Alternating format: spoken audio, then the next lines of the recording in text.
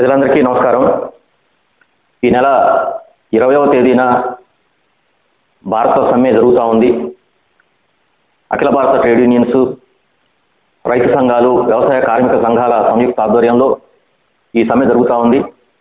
ఈ సమ్మెకి సిపిఎం భద్రాద్రి కొత్తగూడెం జిల్లా కమిటీ తరఫున సంపూర్ణమైన మద్దతుని, సంఘీభావాన్ని తెలియజేస్తా ఉన్నాను.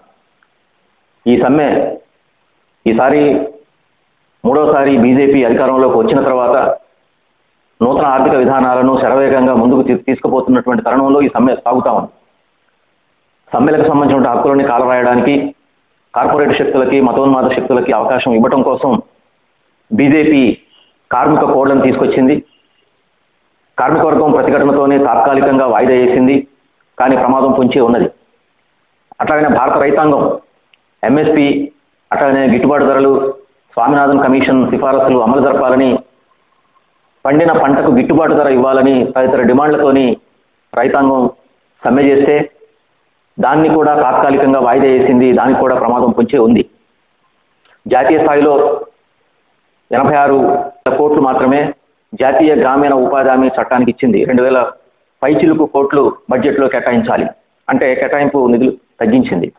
అంటే కార్మిక కోడ్లు తీసుకొచ్చి భారత కార్మిక వర్గానికి నష్టం చేయాలని, అట్లాగనే రైతాంగం సమ్మెలు చేస్తున్నా సరే పట్టించుకోకుండా ఉండటం, గ్రామీణ పేదలకు ఉన్నటువంటి వ్యవసాయ కూలీలకు బడ్జెట్లో కేటాయింపులు తగ్గించడం, ఇవన్నీ చూసినప్పుడు ఇవి కార్పొరేట్ శక్తులకి అనుకూలమైన విధానాలు.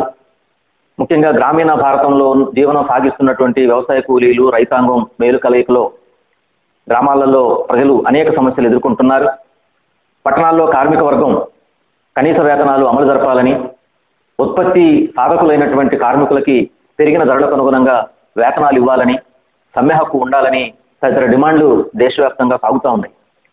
కానీ బీజేపీ మూడోసారి అధికారంలోకి వచ్చిన తర్వాత కార్పొరేట్ విధానాలను, మతోన్మాద విధానాలను సమపాళ్లలో ముందుకు తీసుకుపోవడానికి ప్రయత్నం చేస్తుంది.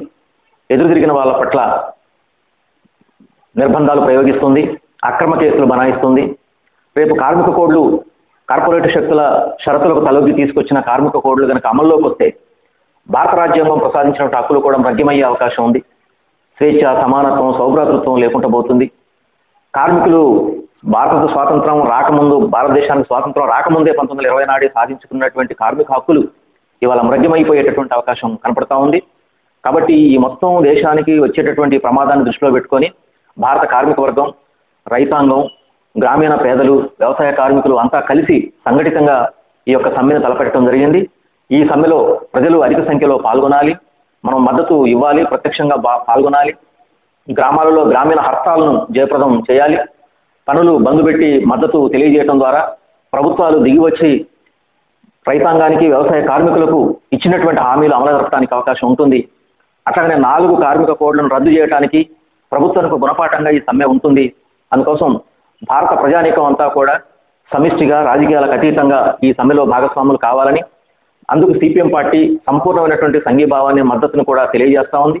ఇటువంటి కార్పొరేట్ వ్యతిరేక విధానాలను మనం వెనక్కి కొట్టకపోతే ఇవి అసలైనటువంటి విధానాలు అని కార్పొరేట్ శక్తుల యొక్క మెప్పు పొందడం కోసం తీసుకొచ్చేటటువంటి ఈ విధానాల ఫలితంగా ప్రజలు మరింత నిరుద్యోగం, పేదరికం, దరిద్రం వైపు వెళ్ళడానికి అవకాశం ఉంటుంది.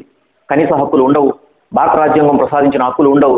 రాజ్యాంగానికి తిలోదకాలు ఇచ్చేటటువంటి నిర్ణయాలని సంఘటితంగా, ఐక్యంగా భారత ప్రజానీకం ఏకోన్ముఖంగా ఖండించాలని, వ్యతిరేకించాలని, తిప్పికొట్టాలని ప్రజలకు విజ్ఞప్తి చేస్తూ ఈ సమ్మెను జయప్రదం చేయాలని కోరుతున్నాను.